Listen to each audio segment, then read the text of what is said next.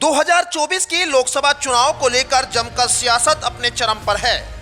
सभी राजनीतिक पार्टियां लोकसभा की सीट पर कैसे जीत दर्ज कर सके, इसको लेकर मंथन कर रही है। इस बीच नेता भी इन दिनों टिकट पाने की कोशिश में दिल्ली से लेकर लखनऊ तक दौड़ लगा रहे हैं। राजनीतिक गलियारों में संभावित प्रत्याशी के नाम को लेकर खूब चर्चा हो रही है, लेकिन आज हम आपको यूपी की फतेहपुर लोकसभा सीट पर हो रही सियासी हलचल व संभावित प्रत्याशियों के नाम बताने जा रहे हैं। आज हम इस रिपोर्ट में उन नामों का खुलासा करेंगे जिसको लेकर फतेहपुर सीकरी लोकसभा के प्रत्याशियों की चर्चा दिल्ली तक हो रही है। लेकिन उससे पहले फतेहपुर सीकरी लोकसभा सीट का राजनीतिक समीकरण क्या कहता है, वो एक बार देख लेते हैं। बता दें कि यूपी का फतेहपुर सीकरी क्षेत्र मुगलकालीन स्मारकों, बुलंद दरवाजा और शेख सलीम चिश्ती की दरगाह के लिए विख्यात है। मुगल काल में यह सम्राट अकबर की राजधानी थी। इसी क्षेत्र के तहत बहा विधानसभा क्षेत्र पड़ता है, जहां बाबा बटेश्वर नाथ मंदिर का दूर दूर तक मान्यता है। बहा तहसील किसी जमाने में दसियों के लिए भी जानी जाती थी। बटेश्वर की गलिया पूर्व प्रधानमंत्री अटल बिहारी वाजपेयी का बचपन की स्मृतियों को भी अपने साथ समेटे हुए है। फतेहपुर सीकरी लोकसभा सीट पर 2019 के चुनाव में बीजेपी के राजकुमार चाहर ने अभिनेता और मंझे हुए राजनेता राज बब्बर के जादू के सामने कमल खिलाया था। 2024 में विपक्ष बीजेपी से यह सीट छीनने के लिए एक बार फिर से पूरा जोर आजमाएगी। सपा, कांग्रेस, रालोद एकता की कोशिशों में जुटे हैं, तो वहीं बीएसपी भी अपनी खोई ताकत दोबारा हासिल करने की जुगत में लगी है। साल 2008 में परिसीमन के बाद अस्तित्व में फतेहपुर सीकरी सीट पर 2009 के चुनाव में बसपा ने ही पहला कब्जा किया था।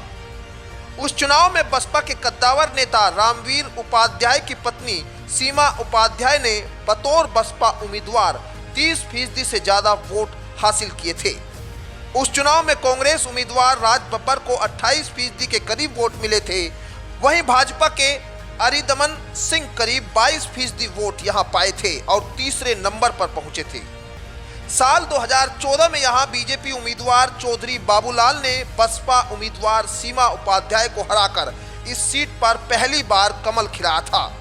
उस चुनाव में इस सीट पर बसपा नंबर 2 पर, सपा नंबर 3 पर और रालोद कांग्रेस गठबंधन नंबर 4 पर रहा था।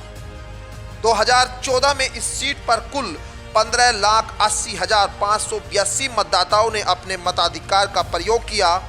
इनमें से 44% महिलाएं थी। 2019 में एक बार फिर यहां कमल खिला।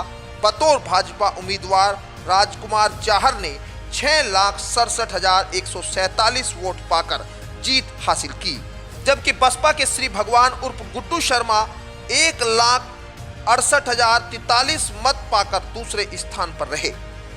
2019 के लोकसभा चुनाव के दौरान राज बब्बर कांग्रेस के प्रदेश अध्यक्ष थे।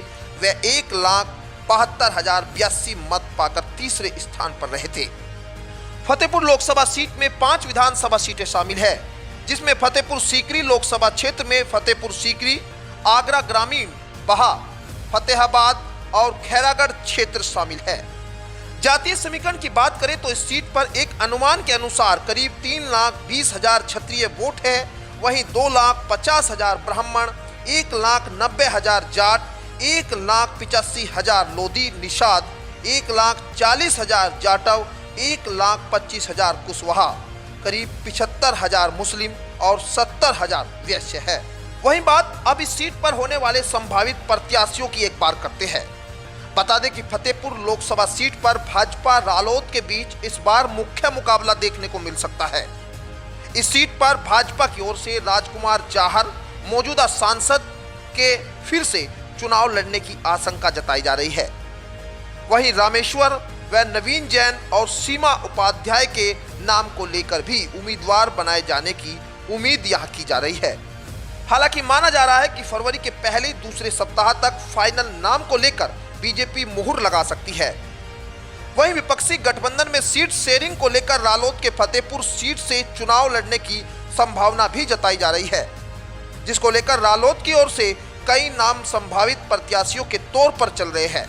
रालोद की ओर से ब्रजेश सिंह के नाम को लेकर भी चर्चा है।